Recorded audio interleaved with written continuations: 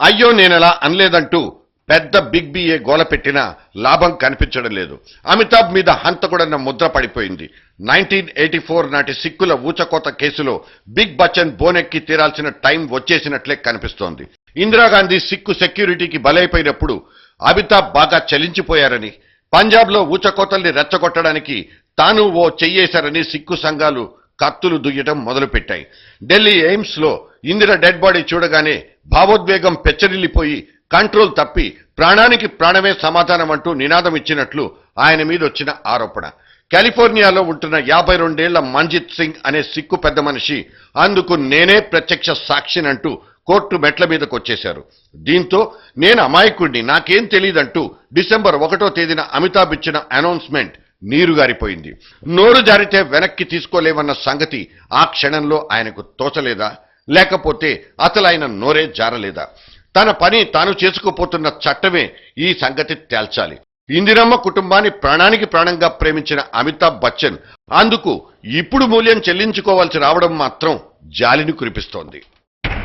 ఆడపిల్లగా పుట్టడం కంటే అడవిలో మానై పుట్టడమే మేలు.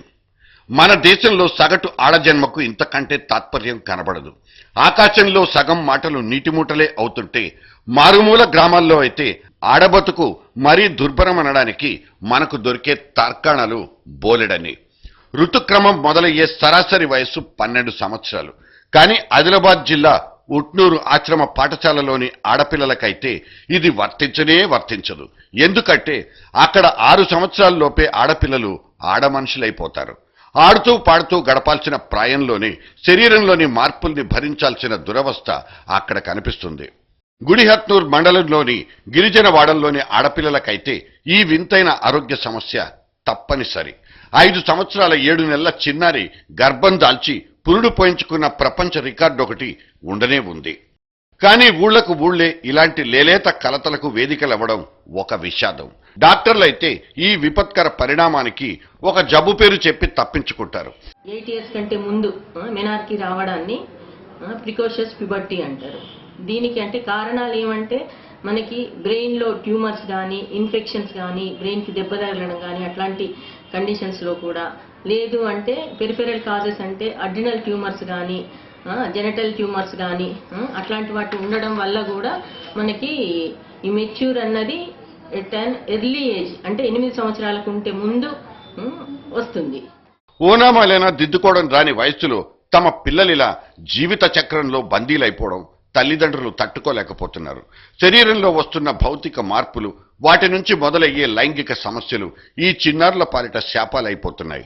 ఇక్కడ కనిపించే ఈతి బాధలైనా ఆరోగ్య శాఖ దృష్టిలో పడ్డాయో లేదో మరి. వెతికి ఒడిసి పట్టుకోవడం తెలుసుండాలే గాని మట్టిలో నిజంగానే మాణిక్యాలుంటాయి. పేద కుటుంబంలో రైతు బిడ్డకు పుట్టిన ఒక మనోరబ్బాయి సాధించిన ఘనతను ఇక్కడ ప్రస్తావించుకోవాలి.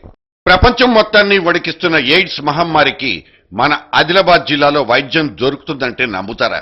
అవును, ఈ శాశ్వత పరిష్కారాన్ని కనిపెట్టింది కూడా ఆదిలాబాద్ జిల్లా యువకుడే. ఇక్కడ మాత్రమే దొరికే అబ్ అనే పేరు గల మొక్కల నుంచి ఎయిడ్స్ నివారణకు మెడిసిన్ తయారు చేయడం సాధ్యమంటున్నాడు young scientist Venkataramana. Main diseases AIDS కు ఒక చిన్న గుల్మం ఉంది, ఎనికాస్టెమ్ యాక్సిలరీ సైంటిఫిక్ నేము. ఇది జెన్షియనేసి కుటుంబానికి చెందింది. సో దీన్ని జనరల్గా లోకల్ పీపుల్ వేరే మొక్కలతో కలిపి దీన్ని ఎయిడ్స్ నివారణకు యూజ్ చేస్తున్నారు. సో దీంట్లో ఉన్న కెమికల్స్ ఏమున్నాయి, అది ఎయిడ్స్కి ఎందుకు పనిచేస్తుంది, సో దాని నుండి కెమికల్స్ను ఫైండ్ అవుట్ చేసి ఆ కెమికల్స్ నుండి సింథటిక్ డ్రగ్స్ తయారు చేసి మనం ఎయిడ్స్కి యూజ్ చేయొచ్చు. బోధ్ మండలంలోని ఓ కుగ్రామంలో పుట్టిన ఈ వెంకటరమణుడు వృక్ష పరిశోధన మీదన్న ఆసక్తితో అండమాన్ నికోబార్ దీవుల దాకా వెళ్ళొచ్చాడు. బాటనీలో PhD కూడా పుచ్చుకున్నాడు. కొత్త జాతి చెట్లను ఆవిష్కరించి ప్రపంచానికి చూపించడమే ఇతని వృత్తి ప్రవృత్తి కూడా. 174 మంది సైంటిస్టులు పాల్గొన్న జాతీయ సదస్సులో ఒకే ఒక్కడుగా నిలిచిన తెలుగు తేజం ఈ వెంకటరమణ. మ్యాట్నీ ఆటకు బంక్ కొట్టి బాటనీ పాఠానికే ఓటేసిన ఈ కుర్ర శాస్త్రవేత్తను ఆదిలాబాద్ జిల్లా మొత్తం గర్వకారణంగా చెప్పుకుంటోంది. ఇతని చేతికి చిక్కిన సదరు మొక్కలకు పేటెంట్ తీసుకుని మెడికల్ ప్రాసెసింగ్ మొదలు పెడితే ఎయిడ్స్ వ్యాధిని ప్రపంచం అవతలికి తరిమి కొట్టొచ్చే ఛాన్స్ ఉంది. మరి మన ఆరోగ్య మంత్రి గారిదే లేట్. గోదావరి జిల్లాల రైతు బిడ్డలు ప్రకృతి మీద, ప్రభుత్వం మీద ఉమ్మడిగా అలిగి పంట సెలవు ప్రకటించి పెను సంచలనం సృష్టించారు. ఆ తర్వాత సర్కార్ మేల్కొందా, వాళ్ళకేమైనా ఒరిగిందా అనేది పక్కకు పెడితే ఫ్యూచర్లో రాష్ట్రం అంతా క్రాప్ హాలిడే బారిన పడే ప్రమాదం మాత్రం స్పష్టంగా కనిపిస్తోంది. కొంచెం ఓపిక చేసుకుని కర్నూలు జిల్లాలోని కొన్ని గ్రామాల రైతాంగం గోడు వినండి.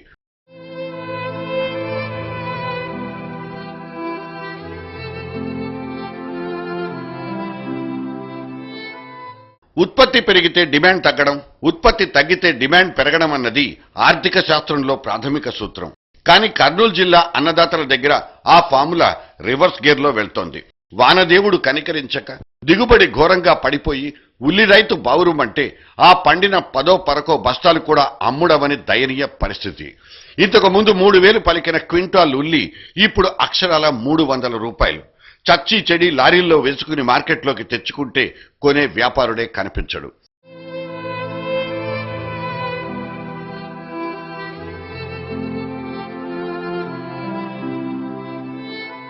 ఈ రోజుకి దాదాపుగా 60 లారీల సరుకు వచ్చింది. కానీ కొన్ని నాదులు ఎవరు కరువైనాడు. కానీ దీని మీద గవర్నమెంట్ రైతు ప్రభుత్వం అంటుంది. కానీ రైతుకు చేసినది ఏంది లేదు.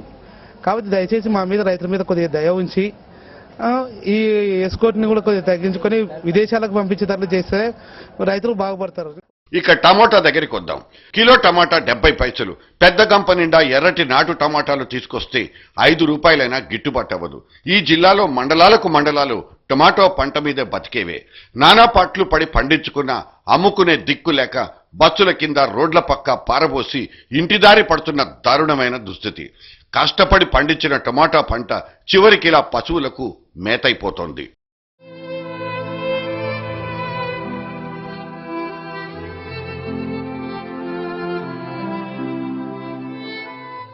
టమాటా జ్యూస్ ఫ్యాక్టరీ ఏర్పాటు చేస్తే తమ పంటకు తామే న్యాయం చేసుకుంటామని, కాసింత సొమ్ములిచ్చి సాయం చేస్తే పచ్చళ్ళు పెట్టుకుని బతుకుతామని వేడుకుంటున్న టమాటా రైతుకు ఎంత కష్టం. కడుపు మండితే క్రాప్ హాలిడే ప్రకటిస్తాడు. కానీ ఆ తర్వాతైనా కడుపు నిండుతుందన్న గ్యారంటీ ఉందా? The great wall of China శత్రు దేశాల దాడుల నుంచి తమను తాము కాపాడుకోవడం కోసం 9,000 కిలోమీటర్ల పొడవున కట్టుకున్న రాక్షస గోడ. ఇది 1600 సంవత్సరాల ముందటి చైనా చరిత్ర. ఒక్కసారి మన మెదక్ జిల్లా లోపలికి చూస్తే మనకు ఇక్కడో గ్రేట్ వాల్ కనిపిస్తుంది. జిన్నారం మండలం దాచారం గ్రామం చుట్టూ కట్టిన ప్రహరీ గోడ ఇది. ఊరి వాళ్లే ముచ్చటపడి దీన్ని కట్టించుకున్నారనుకుంటే పొరపాటే. ఒక్క మాటలో చెప్పాలంటే ఈ ఊరంతా కబ్జాకు గురైపోయింది. కదలొద్దు వదలొద్దు అన్న తరహాలో గోడ కట్టి ఊర్లో జనాన్ని బందీలుగా మార్చేసిన ఘనత డిఆర్డీఓకే చెందుతుంది. కథ లోపలికెళ్తే ఈ ఊరి వాళ్లకు చెందిన 2,000 ఎకరాల వ్యవసాయ భూముల్ని ఎయిర్ ఫోర్స్ అధికారులు స్వాధీనం చేసేసుకున్నారు. నామమాత్రపు ఆర్థిక సాయాన్ని చేతుల్లో విదిల్చి చక్కా వెళ్లిపోమ్మని హుకుం కూడా జారీ చేశారు. ఆ తర్వాత ఇష్యూ ఎయిర్ ఫోర్స్ నుంచి డిఆర్డీఓకు బదిలీ అయ్యింది. ఇక్కడ ఒక రీసెర్చ్ సెంటర్ ఏర్పాటు చేద్దాం అనుకుని స్వాధీనం చేసుకున్న వ్యవసాయ భూమిని, స్వాధీనం చేసుకుని ఇళ్ల స్థలాల్ని కలిపి కాంపౌండ్ వాల్ కట్టేసుకుంది డిఆర్డీఓ. పొలాలు అమ్ముకున్నందుకు ఇళ్లను కూడా వదులుకోవాల్సి వచ్చిందంటూ గ్రామస్తులు లబోదిబోమంటున్నారు. మరి తప్పెక్కడ జరుగుతోంది? ఊరు మొత్తానికి మూకుమ్మడి గంతలు కట్టి పనులు కానిచ్చేసుకుంటున్న అధికారులదా, లేక పరిహారం ఇచ్చిన ఊరు వదిలిపెట్టని గ్రామస్తులదా? గ్రేట్ వాల్ ఆఫ్ దాచారం ఇదో అఫీషియల్ కబ్జా కథ. శంకర్ దాదా ఎంబీబీఎస్ సినిమా చూడ్డానికి బానే ఉంటుంది.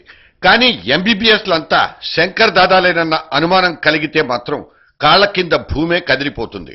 మిగతా డాక్టర్ల సంగతేమో కానీ కర్నూలు జిల్లా నంద్యాలలోని డాక్టర్ రాఘవేంద్ర అనే కంటి డాక్టర్ మాత్రం 5 మందికి కళ్ళు తీసేశాడు.